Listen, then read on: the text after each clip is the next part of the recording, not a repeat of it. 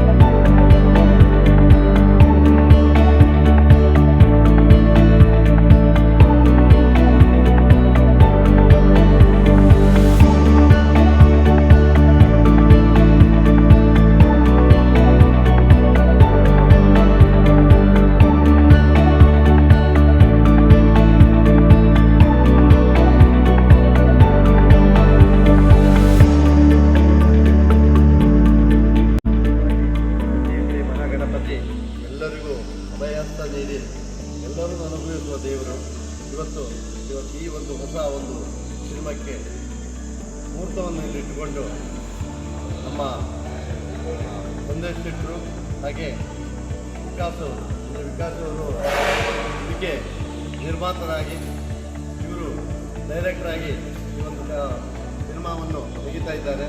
ಇವರಿಗೆ ದೇವರು ಒಳ್ಳೆಯದು ಮಾಡಿ ಕಮರ್ಷಿಯಲ್ ಮಟ್ಟದಲ್ಲಿ ಪ್ರಶಸ್ತಿಯನ್ನು ಕೊಡಬೇಕು. ಈ ಯಶಸ್ಸಿನ ಮತ್ತು ಅದೇ ರೀತಿಯಲ್ಲಿ ಪ್ರಶಸ್ತಿಯನ್ನು ಕೊಡಬೇಕಿದೆ. ನಾವೆಲ್ಲರೂ ಅದನ್ನು ನೋಡಿ ಅವರ ಯಶಸ್ಸಿಗೆ ನಮ್ಮ ಸಹಾಯವನ್ನು ಮಾಡಬೇಕು ಅಂತ